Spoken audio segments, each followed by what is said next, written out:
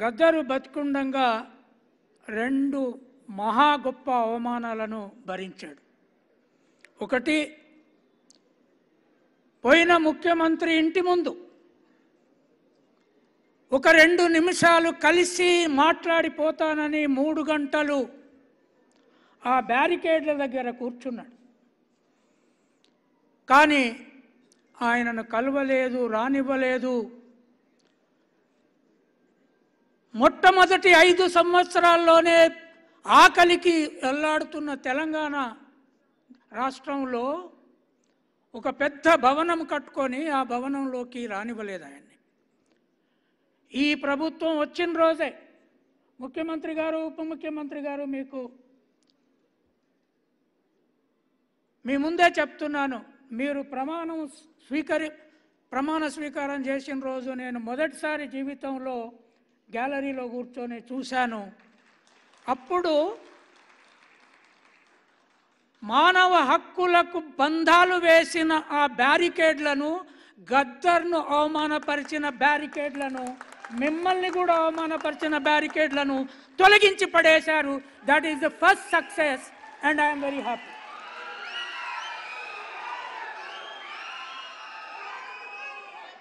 Second అవమానం, ఆ ఉద్యమం తీవ్రంగా నడుస్తున్న రోజుల్లో గద్దర్ ఎక్కడో ఒకడ కేసీఆర్ను విమర్శించాడని, ఆ ఫూటుపాతగాడ నన్ను విమర్శించేది అని కేసీఆర్ చెప్పాడు.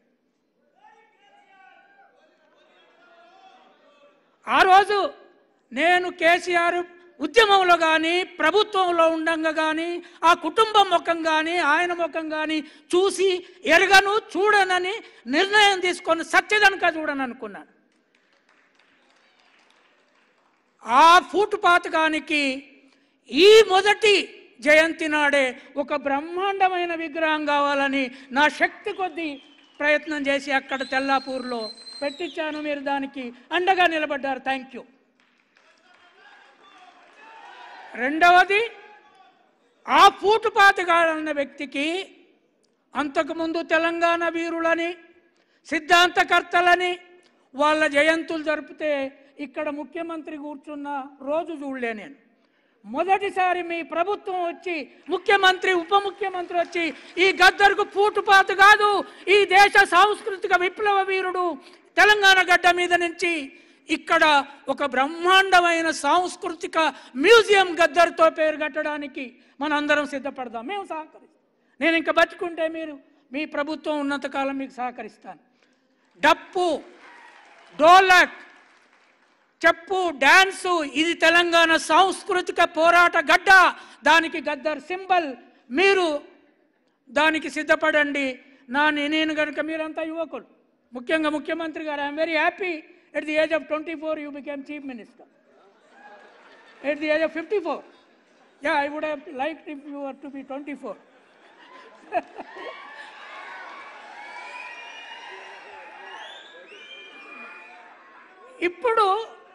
ఇప్పుడు ఫ్యూడలిజం కూలిపోయినంత హ్యాపీగా ఉన్నాను నేను. ఆయన ఆశయాలు చాలా ఉన్నాయి, వాటన్నిటి జోలికి నేను పోదలుచుకోలేదు. కానీ మిత్రులారా, ఎక్కడైతే పోరాటం ఉన్నదో, ఎక్కడైతే అవమానం ఉన్నదో, ఎక్కడైతే స్త్రీకి అవమానం జరిగిందో, ఆ స్త్రీకి ఒక సాహిత్య రూపం, ఒక పాట రూపం, ఒక ఆట రూపం. గద్దరు సినిమాలకు పోయి ఉంటే ఎన్టీ రామారావు కంటే అందమైన హీరో అయ్యేవాడు. అటువంటి గద్దర్ని ఇవాళ మనం మొదటి జయంతి నాడే ఆ తెలంగాణ ఉద్యమకారులని చెప్పుకునే వాళ్ళ పేరుతో వాళ్ళందరికంటే మీరు దీన్ని గొప్ప సింబల్గా చేయడానికి ముందుకొచ్చినందుకు ఐఎమ్ ఎక్స్ట్రీమ్లీ హ్యాపీ. సో ఆఖరిగా ఒక్క మాట చెప్పి ముగిస్తాను. ఆ ప్రగతి అనే పేరుతో మైసూర్ రాజా భవనం లాగా కట్టుకున్న దాంట్లో ఇప్పుడు మా భట్టి గారు ఉంటున్నారు. ముఖ్యమంత్రి గారు వాళ్ళ గవర్నమెంట్ వాళ్ళకి ఇచ్చింది. మొదటిసారి పోయి చూసిన దానికి మహాత్మా పూలే అని పేరు పెట్టి ఆ గర్వాన్ని దెబ్బకొట్టారు. తర్వాత 23వ తారీఖు నాడు ఈ ఫ్యాక్ట్ మీకు చెప్పాలి. సడన్గా నాకు ఒక ఫోన్ వచ్చింది. నేను నార్మల్గా తెలియని ఫోన్ ఎత్తాను. నేను కవితను మాట్లాడుతున్నా అన్నది.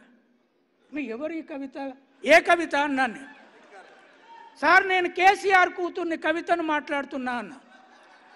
అంటే రాంగ్ నెంబర్కి చేసినవమ్మా అన్నాను.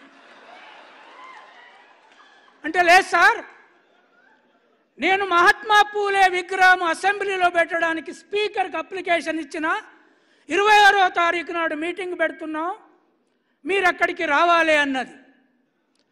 అంటే అమ్మా మహాత్మా పూలే నాకు చాలా దగ్గరవాడు, కానీ నువ్వు మాత్రం కాదు కదా అన్ననే.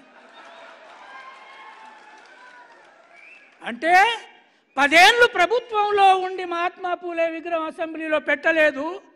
ఇక్కడ ప్రజాభవన్కి మహాత్మా పూలే పేరు రాగానే రేపో ఎల్లుండో అసెంబ్లీలో వస్తుందని ఇప్పుడే ఒక ఉద్యమం మొదలుపెట్టింది.